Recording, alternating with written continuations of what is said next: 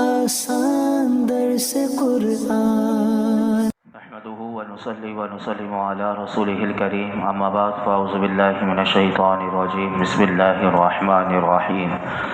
لا اله الا هو يحيي ويميت ربكم ورب آبائكم الاولین بل هم فی شک یلعبون، اس کے سوا کوئی معبود نہیں، وہ زندگی دیتا ہے اور موت دیتا ہے، وہ تمہارا رب ہے اور تمہارے اگلے باپ دادا کا رب ہے، بلکہ وہ کافر شک میں پڑے کھیل رہے ہیں۔ اللہ رب العالمین نے ارشاد فرمایا کہ اے لوگو، زمین اور آسمان اور ان کے درمیان موجود تمام چیزوں کے رب کے علاوہ تمہارا اور کوئی معبود نہیں، لہذا تم اس کے علاوہ کسی کی عبادت نہ کرو،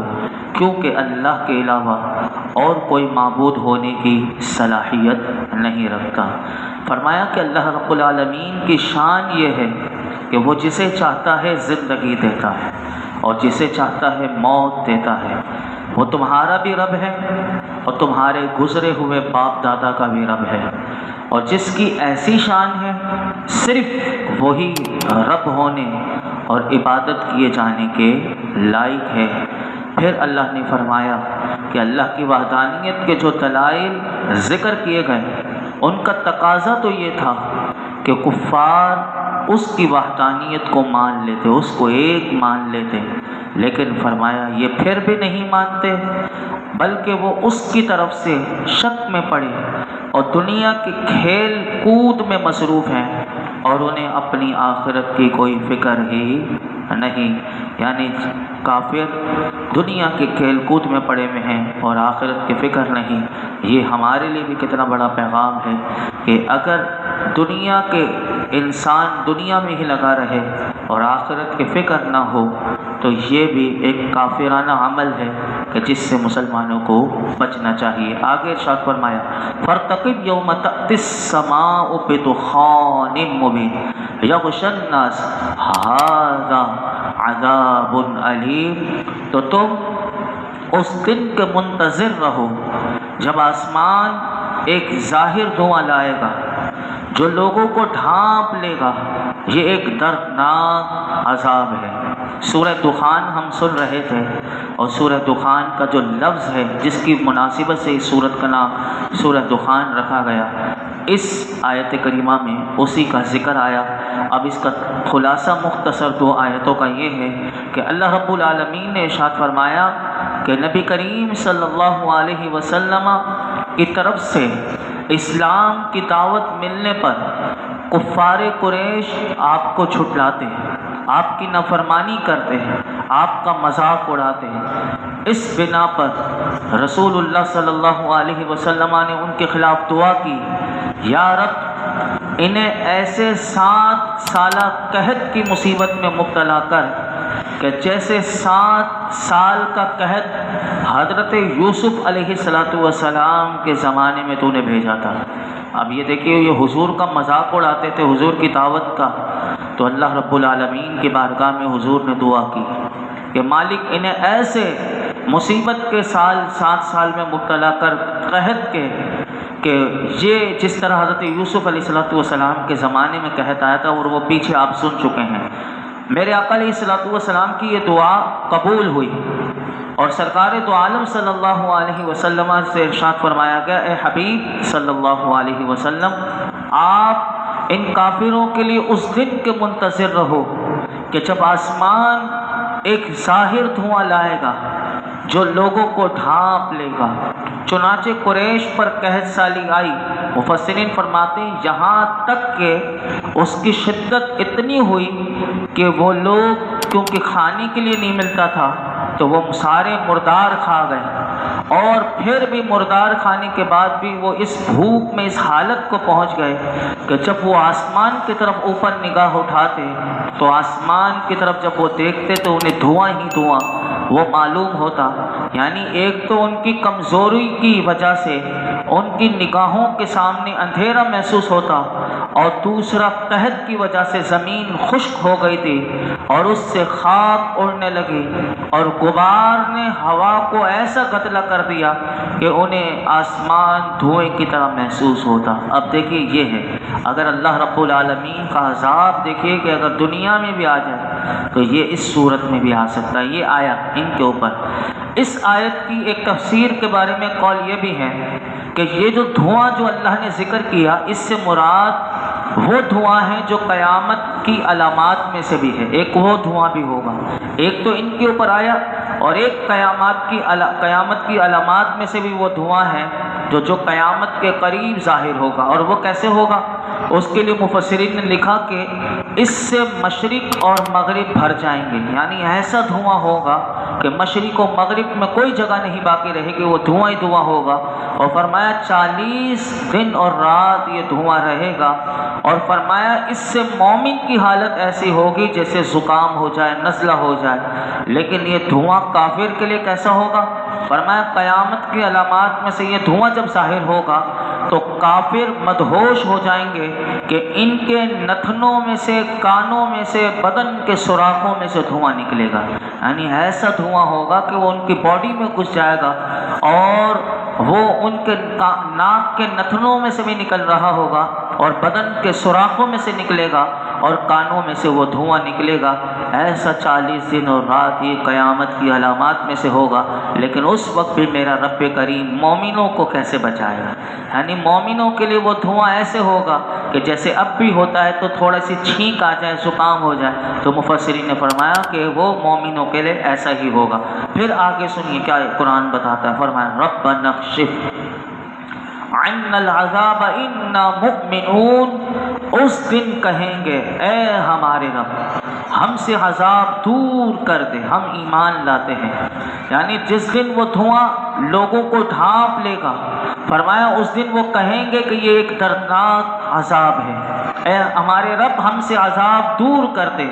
ہم ایمان لاتے ہیں اور تیرے نبی کریم صلی اللہ علیہ وسلم کی اور تیرے قرآن جو تو نے نازل کیا ہے اس کی تصدیق کرتے ہیں۔ چنانچہ مفسرین فرماتے ہیں یہ جو 7 سال سخت ان کے اوپر قحط سالی کے آئے تو ابو سفیان جو تھے وہ نبی کریم صلی اللہ علیہ وسلم کی خدمت میں حاضر ہوئے اور عرض کی کہ دعا فرما دے، اگر یہ قحط دور ہو گیا تو ہم ایمان لے آئیں گے۔ پھر قرآن آگے کیا بتاتا ہے سنیے، ان لہم الذکر وقد جاءہم رسول مبین ثم تولوا عنہ وقالوا معلم مجنون۔ ان کے لیے نصیحت ماننا کہاں ہوگا، حالانکہ ان کے پاس صاف بیان فرمانے والا رسول تشریف لا چکا، پھر وہ اس سے منہ پھیر گئے اور کہنے لگے یہ تو سکھایا ہوا ایک دیوانہ ہے۔ اللہ اکبر۔ ان 2 آیات میں اللہ رب العالمین نے ارشاد فرمایا کہ اگر ان سے عذاب دور کر دیا جائے تو بھی یہ ایمان کہاں لائیں گے، حالانکہ وہ اس سے بڑی بڑی علامات دیکھ چکے ہیں کہ اگر وہ چاہتے تو جن سے نصیحت حاصل کر کے ایمان قبول کر سکتے تھے۔ اور وہ علامات کیا ہیں؟ تو مفسرین نے لکھا کہ وہ علامات جو اللہ نے ارشاد فرمائی وہ ان کے پاس ایک عظیم الشان رسول تشریف لایا اور اس نے ان کے سامنے روشن آیات اور ایسے مضبوط معجزات کے ذریعے حق کے راستوں کو واضح کیا کہ انہیں دیکھ کر پہاڑ بھی اپنی جگہ سے سرک جائیں۔ یعنی اتنے واضح معجزات میرے آقا نے انہیں دکھائے کہ اگر پہاڑ بھی ہوں تو وہ اپنی جگہ سے وہ ہٹ جائیں۔ لیکن فرمایا کہ میرے حبیب صلی اللہ علیہ وسلم کی طرف سے پیش کی گئی روشن آیات قرآن کی اور مضبوط معجزات دیکھ کر انہوں نے وہ اس بات سے مکر گئے، منہ پھیر گئے، اور فرمایا صرف منہ پھیرنے کو ہی کافی نہ سمجھا، اللہ فرماتا ہے کہ پھر وہ میرے محبوب کی طرف بہتان لگانے لگے، افترا کرنے لگے کہ یہ تو کسی آدمی سے سکھایا ہوا ہے، اور معاذ اللہ کہنے لگے کہ یہ دیوانہ ہے کہ جسے وحی کی غشی طاری ہونے کے وقت جنات یہ کلمات تلقین کر چاہتے ہیں۔ اللہ اکبر۔ اب آپ دیکھیں کہ مفسرین فرماتے ہیں قرآن مجید کتنا اللہ کا سچا کلام، یعنی کیسی حقانیت ہے قرآن حکیم کی کہ وہ قرآن کی روشن آیات کو دیکھ کر اتنے زیادہ بوکھلا گئے تھے کہ اسی وجہ سے وہ قرآن کریم سے لوگوں کو بہکانے کے لیے کبھی کچھ کہتے کبھی کچھ کہتے۔ جیسے کہ قرآن میں آپ نے سنا کبھی وہ یہ کہتے کہ نبی کریم صلی اللہ علیہ وسلم کو کسی آدمی نے سکھایا، یہ اللہ نے قرآن میں ہمیں بتایا۔ وہ کیا کہتے؟ وَلَقَدْ نَعْلَمُ أَنَّهُمْ يَقُولُونَ إِنَّمَا يُعَلِّمُهُ بَشَرٌ، اور بے شک ہم جانتے ہیں کہ وہ کافر کہتے ہیں کہ اس نبی کو ایک آدمی سکھاتا ہے۔ آپ دیکھیے اتنے بوکھلا گئے تھے، کہنے لگے کوئی آدمی سکھاتا ہے۔ پھر ان کفار کا رد کرتے ہوئے اللہ نے فرمایا کہ جب انہوں نے کہا نا کہ کسی آدمی نے سکھایا تو اللہ دیکھیے کیسے رد کرتا تھا، بار بار یہ کیا کہتے تھے اللہ فوراً رد کرتا تھا۔ پھر اللہ نے فرمایا لسان الذی یلحدون الیہ اعجمی وہذا لسان عربی مبین، جس آدمی کی طرف یہ منسوب کرتے ہیں، یعنی جس آدمی کو کہتے ہیں یہ سکھاتا ہے حضور کو، اللہ فرماتا ہے اس کی زبان تو عجمی ہے۔ اب دیکھیے کیسا میرے رب کا، یعنی ان کی عقل کیسی ماری گئی کہ اللہ نے فرمایا کہ جس آدمی کی طرف یہ منسوب کرتے ہیں اس کی زبان تو عجمی ہے اور یہ قرآن روشن عربی زبان میں ہے۔ کبھی یہ کہتے کہ نبی اکرم صلی اللہ علیہ وسلم نے اسے اپنی طرف سے بنا لیا، یہ بھی قرآن بتاتا ہے۔ وقال الذین کفروا ان ھذا الا افک افتراہ واعانہ علیہ قوم آخرون، کہ کافروں نے یہ کہا یہ قرآن تو معاذ اللہ صرف ایک بڑا جھوٹ ہے جو انہوں نے خود بنا لیا ہے اور اس پر دوسرے لوگوں نے بھی ان کی مدد کی ہے۔ اب دیکھیے کہ قرآن کو یہ جھوٹ کہتے تھے، کہ اللہ فرماتا ہے کہ یہ کہتے تھے یہ قرآن تو صرف ایک بڑا جھوٹ ہے، اور حضور کی طرف منسوب کر کے کہتے کہ جو انہوں نے خود بنا لیا ہے اور اس پر دوسرے لوگوں نے بھی ان کی مدد کی۔ اللہ نے اس کا رد کرتے ہوئے فرمایا فقد جاءوا ظلما وزورا، تو بے شک وہ کافر ظلم اور جھوٹ پر آ گئے ہیں۔ اب دیکھیے وہ جیسے کہتے تھے رب کریم کا قرآن نازل ہو جاتا تھا، فرمایا یہ تو ظلم پر تو یہ آ گئے ہیں اور جھوٹ پر تو یہ آ گئے ہیں۔ کبھی یہ دعویٰ کرتے تھے کہ قرآن پہلے لوگوں کی کہانیاں اور قصوں پر مشتمل ہے۔ اب آج بھی دیکھیے قرآن سے کتنا دور لوگوں کو رکھا گیا، آج بھی لوگ قرآن سے دور ہیں، قرآن کی طرف نہیں آتے، یہ باتیں لوگوں کو آج بھی سمجھ میں نہیں آتی قرآن میں۔ تو یہی یہ کافر بھی کہتے تھے، اللہ ان کے بارے میں بتاتا ہے وَقَالُوا أَسَاطِيرُ الْأَوَّلِينَ اكْتَتَبَهَا فَهِيَ تُمْلَى عَلَيْهِ بُكْرَةً وَأَصِيلًا، اور کافروں نے کہا یہ قرآن پہلے لوگوں کی کہانیاں ہیں جو اس نبی نے کسی سے لکھوا لی ہیں، تو یہی ان پر صبح و شام پڑھی جاتی ہیں معاذ اللہ۔ اب آپ اندازہ لگائیں کہ یہ قرآن کے بارے میں کیسی کیسی باتیں کیا کرتے تھے۔ اللہ اکبر۔ آج بھی یہودی یا آپ دیگر مذاہب کے لوگ دیکھیں یہ قرآن کی طرف نہیں آنے دیتے، اور جو قرآن کی طرف آ گیا تو اللہ اکبر، جس کے مقدر میں ہدایت ہوتی ہے پھر وہ اس قرآن سے ایسا وابستہ ہوتا ہے کہ پھر اس کی زندگی میں نور ہی نور آ جاتا ہے، اس کی زندگی میں نکھار آ جاتا ہے کہ یہ قرآن اللہ کی ایسی کتاب ہے کہ اگر ہم بھی اسے صحیح معنوں میں پڑھنے سمجھنے والے بن جائیں اور عمل کرنے والے بن جائیں، یقین کیجئے کہ جیسے میں پیچھے بھی عرض کر چکا تھا کہ اللہ رب العالمین اس قرآن پر جب اس کی تعلیمات پر عمل ہونا شروع ہو جائے تو پھر اللہ اس قوم کو ایسے عزتوں سے نواز دیتا ہے کہ جیسے صحابہ کرام کو اللہ نے عزتوں سے نوازا تھا۔ پھر اللہ کیا ارشاد فرماتا ہے، فرمایا ان کاشف العذاب قلیلا انکم عائدون، ہم کچھ دنوں کے لیے عذاب دور کرنے والے ہیں، بے شک تم پھر لوٹنے والے ہو۔ اس آیت میں کفار مکہ سے اللہ نے فرمایا جیسے ہی ہم تم سے کچھ دنوں کے لیے عذاب دور کر دیں گے، تم نے جو کہا نا کہ ہم ایمان لے آئیں گے، فرمایا تم پھر اسی شرک کی طرف لوٹ جاؤ گے کہ جس پر اس سے پہلے قائم تھے۔ علماء کہتے ہیں کہ اس سے مقصود یہ تنبیہ وارننگ کرنا ہے کہ وہ لوگ اپنے عہد کو پورا نہیں کریں گے، کیونکہ ان کا حال یہ ہے کہ جب کسی مصیبت کی وجہ سے عاجز ہو جاتے ہیں تو اللہ کی بارگاہ میں گر گراتے ہیں، اور جب ان کا خوف اور مصیبت دور ہو جاتی ہے تو پھر وہ اپنے کفر پر اپنے آباء و اجداد کی اندھی پیروی کی طرف وہ پلٹ جاتے ہیں۔ چنانچہ نبی کریم صلی اللہ علیہ وسلم کے صدقے ان کی مصیبت دور ہو جانے کے بعد ایسا ہی ہوا کہ وہ لوگ ایمان نہ لائے اور اپنے شرک و کفر پر قائم رہے۔ آخر میں ایک آیت کریمہ بیان کر کے میں اپنی گفتگو سمیٹتا ہوں۔ پھر اللہ رب العالمین نے ارشاد فرمایا یوم نبطش البطشۃ الکبریٰ انا منتقمون، اس دن کو یاد کرو کہ جب ہم سب سے بڑی پکڑ کریں گے،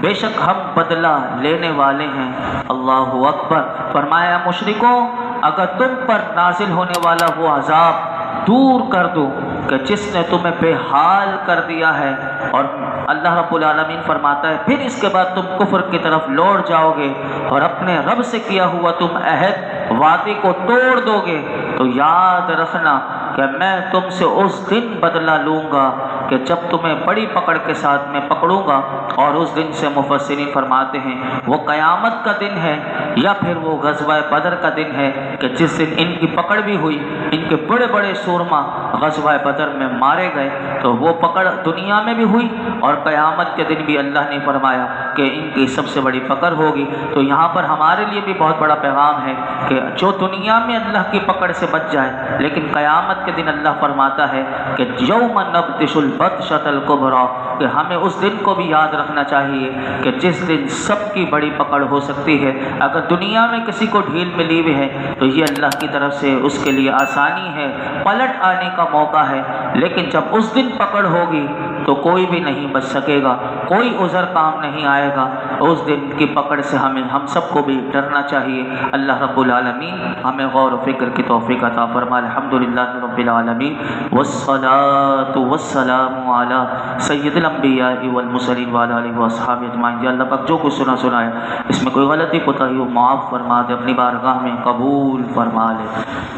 یا اللہ قرآن پاک کی برکت سے اخلاص اور یقین کے نور سے مالا مال کر دے۔ یا اللہ ہمارے لیے سمجھنا سمجھانا آسان کر دے، عمل کرنا آسان کر دے۔ یا اللہ مرتے دم تک قرآن حکیم کے ساتھ وابستہ رہنے، یا اللہ اسے سمجھنے، اس میں غور و فکر کرنے، عمل کرنے کی توفیق عطا فرما۔ ہمارے اخلاق اچھے کر دے مالک، ہمارا کردار اچھا کر دے، ہمیں ہر قسم کی بد اخلاقیوں سے، ہر قسم کے گناہ سے بچا لے۔ یا تیرے رسول کی نافرمانیوں سے بچا لے۔ یا اللہ زندگی کے جو لمحات باقی ہیں، یا پروردگار عالم ہم سب کو اپنے اپنے محبوب کا مولا کریم صحیح معنوں میں فرما بردار بنا دے، سچا عاشق رسول بنا دے، اپنے اور اپنے حبیب کی محبت عطا فرما۔ یا اللہ قرآن پاک کی برکت سے ہمارے غموں کو دور کر دے، ہماری پریشانیاں دور کر دے، ہماری بیماریاں دور کر دے، ہماری مولا کریم تمام حاجتوں پر اپنی رحمت کی نظر فرما۔ یا اللہ حضور کی امت میں مولا کریم جتنے لوگ پریشان ہیں، دکھ میں ہیں، تکلیف میں، سب کی پریشانیاں، دکھ، تکلیف، بیماریاں دور فرما۔ فلسطین کے مظلوم مسلمانوں پر مولا کریم اپنا رحم و کرم نازل فرما، ان کی غیبی مدد فرما۔ یا اللہ ہمارے ماں باپ کی ساری امت مسلمہ کی بے حساب مغفرت فرما۔ ایک خاتون جن کے لیے شفا کے لیے دعا کے لیے کہا گیا لیکن ان کا انتقال ہو گیا، میں دعا نہ کر سکا، ان کے لیے دعا کیجیے مہرون نساء، اللہ ان کی بے حساب مغفرت فرمائے۔ اور محمد سہیل صاحب کا بھی انتقال ہوا، اللہ ان کی بھی بے حساب مغفرت فرمائے۔ اللہ دونوں کو اپنی جوار رحمت میں جگہ عطا فرمائے، دونوں کے درجات کو بلندی عطا فرمائے، دونوں کی قبروں کو جنت کا باغ بنائے۔ وصلی اللہ تعالی علی خیر خلق محمد وعلی آلہ واصحابہ اجمعین۔